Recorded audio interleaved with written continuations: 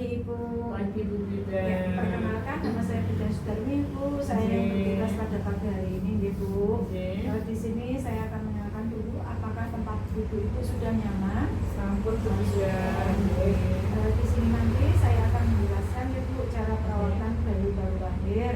Ini saya melihat dari data Ibu, apa benar ini Ibu M? J. Umur Ibu 25 tahun J Bu Bida. melahirkan dengan cara normal 1 hari yang lalu J. Ya.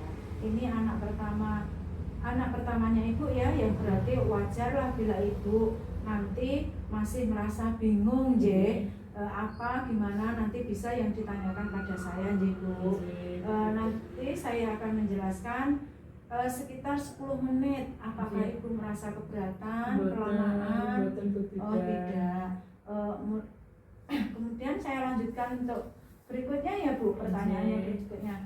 Sebelum saya memberikan pertanyaan-pertanyaan, saya akan melakukan cuci tangan dulu ya Bu.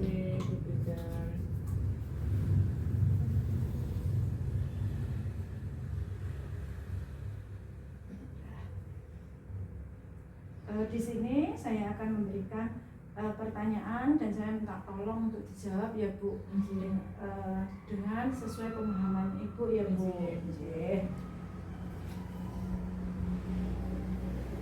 Di sini nanti saya akan menjelaskan maksud dan tujuan asuhan yang akan dilakukan Bu.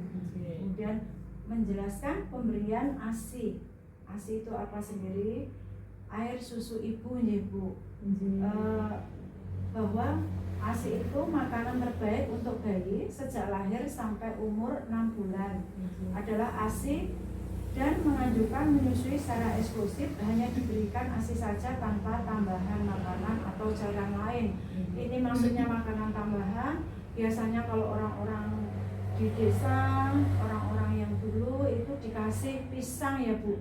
Pisang yang digerus, kemudian diulek-ulek, ditambahi gula aren atau gula Jawa, kemudian dikasihkan ke bayinya, atau dengan cara air putih dikasih gula pasir diaduk-aduk untuk membantu bayinya.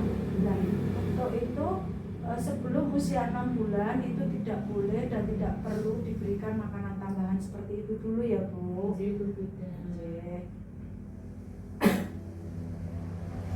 Kemudian ASI ini diberikan sesuai keinginan bayi, paling sedikit 8 kali sehari Bu.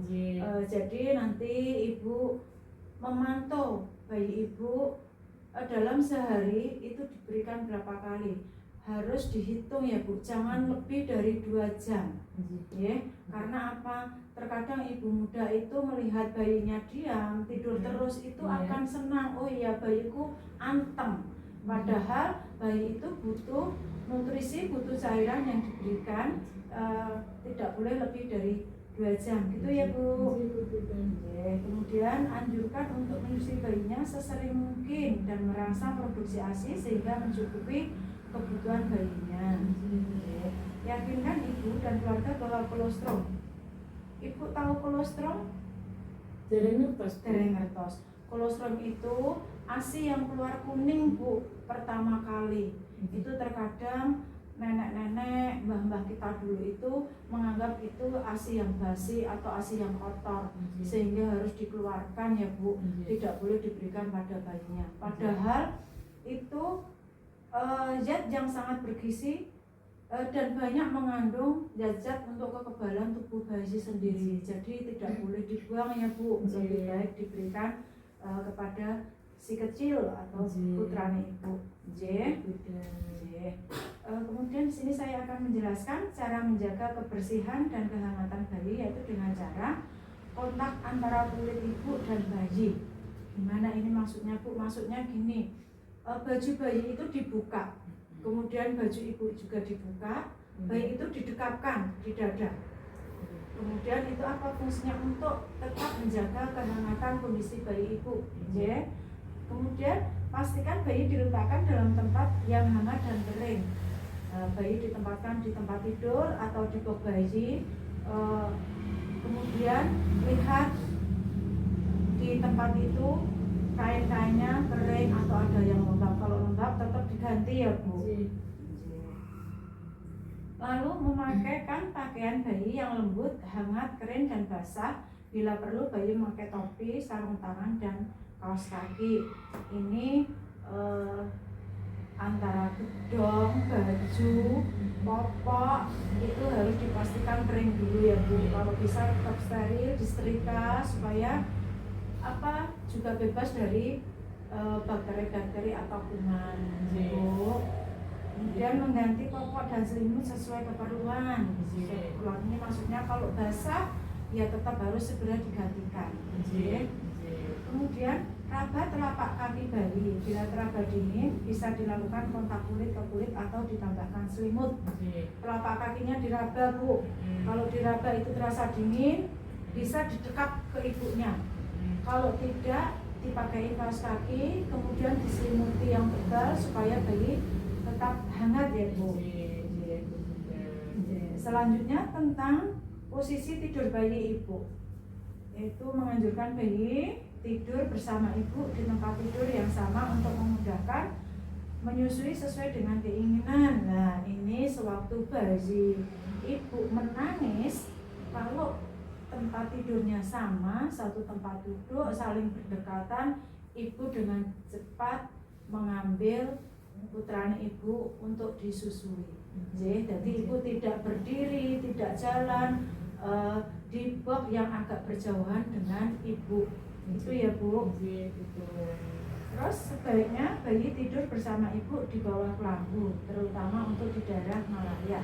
Nah ini kalau di daerah sini mungkin tidak ada malaria ya Bu, tapi untuk nyamuk-nyamuk yang lainnya mungkin banyak juga ya. Kalau tidak ada kelambu, upayakan bayi tetap dikerodong, pakai kerodong kecil itu, ibunya tetap pakai selimut supaya terhindar dari nyamuk-nyamuk itu, Bu. Lalu posisi tidur bayi yang dianjurkan adalah terlentang atau miring. Tidak dianjurkan untuk tidur tengkurap, terlebih tanpa pengawasan terus-menerus. Nah, ini Bu, fungsinya bayi tidur miring. Itu nanti misalkan ada sisa-sisa ASI yang ada di mulut, itu nanti juga bisa keluar Ibu. Itu harus dimiringkan ke kanan atau miringkan ke kiri ya Bu. Jadi tengkurap itu tidak baik untuk pernapasan bayi juga. Kemudian di sini saya juga akan menjelaskan tentang perawatan tali pusat pada ibu dan keluarga, yaitu dengan cara yang pertama mencuci tangan dan sesudah melakukan perawatan tali pusat. Nah ini kan putra ibu baru umur 1 hari ya Bu, otomatis kan tali pusatnya masih. Nah sebelum ibu memegang atau merawat tali pusat, ibu sebaiknya mencuci tangan supaya tangan ibu bersih, tidak ada kuman-kumannya yang bisa menularkan lewat tali pusat tersebut ya Bu. Kemudian tidak boleh membungkus putung tali pusat atau mengoleskan cairan atau bahan apapun ke putung tali pusat. Nah ini kalau zaman dulu ibu tali pusat mungkin masih disuruh bungkus, dikasih betadin ataupun dikasih alkohol ibu. Tapi kalau sekarang tali pusat tidak boleh dibungkus dengan apapun, apalagi dikasih betadin, dikasih alkohol ya Bu. Karena apa? Cairan-cairan itu nanti akan menambah semakin lembab putung tali pusatnya dan tidak akan cepat kering. Itu ya Bu. Ya, kemudian lipat pokok di bawah putung tali pusat. Fungsinya ini, jadi pokoknya itu ditaruh di bawahnya tali pusat. Fungsinya supaya ini tidak menutup tali pusat dan tidak akan membuat lembab tali pusatnya. Gitu ya Bu. Dan luka tali pusat harus dijaga tetap kering dan bersih sampai sisa tali pusat mengering dan terlepas sendiri. Ini misalkan karena tali pusat itu tidak dibungkus dengan apapun, kemungkinan putrane ibu nanti pipis, kencing mengenai tali pusat, otomatis tali pusat itu nanti kan basah ya Bu. Basah. Kalau tidak dikeringkan, itu nanti juga akan menyebabkan tali pusat basah, lembab, sehingga bisa menyebabkan infeksi juga. Itu harus langsung cepat dikeringkan dengan dilap pakai tisu atau pakai kain yang bersih. Itu ya Bu. Kemudian jika putung tali pusat kotor, anjurkan untuk membersihkan dengan hati-hati dengan air didih dan sabun, segera keringkan secara seksama dengan menggunakan kain bersih. Nah, ini nanti misalkan basah, kotor minyak kotoran, itu juga dibersihkan dengan air bersih ya Bu. Dengan air sabun juga bisa. Kalau sudah bersih lalu dikeringkan dengan kain yang bersih gitu. Kemudian perhatikan tanda-tanda infeksi pada tali pusat. Misalkan tanda infeksinya apa Ibu? Muncul kemerah-merahan pada kulit sekitar tali pusat. Kemudian tampak nanah atau berbau. Jika terdapat tanda infeksi, nasihati Ibu untuk membawa bayinya. Gini Bu, tali pusat itu kan biasanya lepas atau keringnya itu sekitar 7 sampai 10 hari ya Bu. Ini baru 1 hari, tetap diawasi terus. Misalkan di sekitar tali pusat itu merah, muncul nanah, itu atau ada bau ya, nanah yang berbau sekali, itu kan tanda-tanda infeksi ya Bu. Berarti Ibu harus segera ke tempat kesehatan ataupun ke puskesmas terdekat ya Bu. Kemudian ini ada cara mengukur suhu tubuh bayi yaitu dengan menggunakan termometer.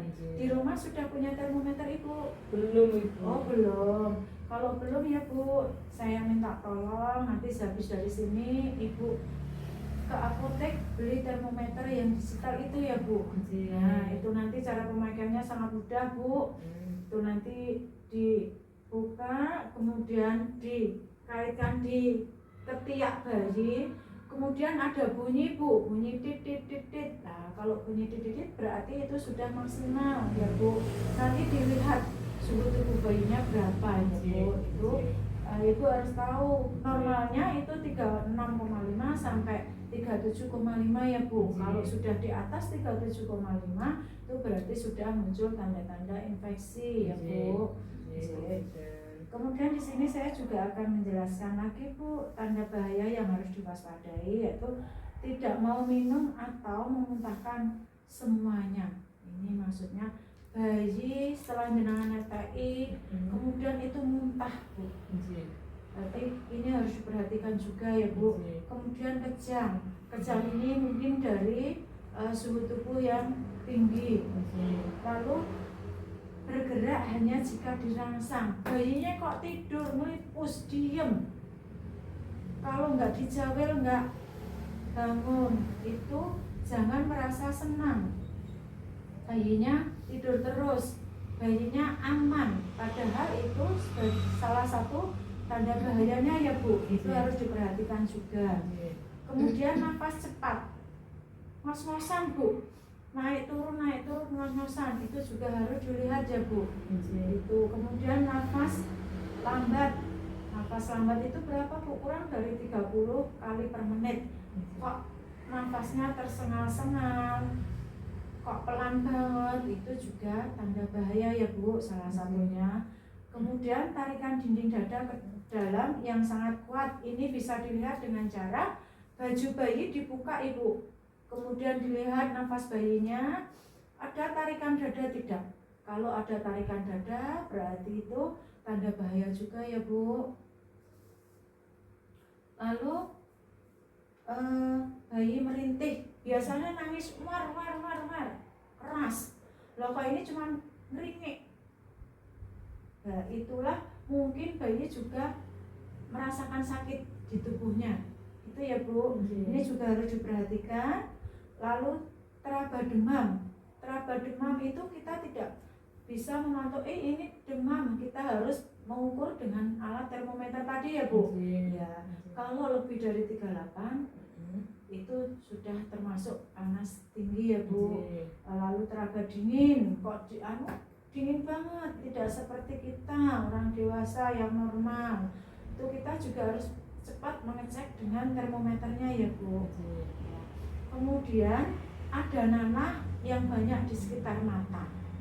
Itu bukan hal yang wajar ya Bu, itu harus segera diperhatikan, harus juga segera dibawa ke Paskes ya Bu. Kemudian pusar kemerahan meluas ke dinding perut, nah dari pusar itu merah-merah sampai ke perut atas, sampai ke perut bawah, itu juga salah satu tanda bahayanya.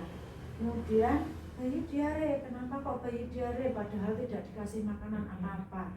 Mungkin adanya gangguan peristaltik ususnya, itu juga harus diperhatikan ya Bu, dari pola makannya Ibu. Nah ini semuanya harus diperhatikan Bu, jangan menganggap diare itu hal yang wajar. Mungkin bayinya mau ini seperti zaman dulu mungkin mau tumbuh gigi atau apa gitu ya Bu. Kemudian tampak kuning pada telapak tangan dan kaki, ini mungkin ini karena kurangnya ASI yang diberikan, mungkin juga karena kurangnya anak nggak sering dijemur pada pagi hari. Ini juga harus diperhatikan ya Bu. Dari penjelasan tadi ada yang dipertanyakan? Kalau enggak saya tanya. Sementara tidak ada. Oh tidak ada. Sudah paham Ibu? Sampun Ibu. Sampun. Sekarang saya tanya ya Bu, salah satu tanda bahaya itu tadi apa Ibu? Tanda bahaya itu merintih. Merintih. Iya. Berarti Ibu sudah cukup jelas ya Bu. Dari penjelasan saya ini, dari evaluasi ini, alhamdulillah Ibu sudah memahami cara perawatan bayi, cara perawatan tali pusat ya Bu. Mudah-mudahan untuk kedepannya bayi Ibu tetap sehat dan Ibu tetap melaksanakan, tetap memperhatikan kesehatan bayinya. Saya ucapkan terima kasih atas waktu Ibu yang sudah bersedia ya untuk kita sharing bersama. Terima kasih Ibu. Sehat selalu.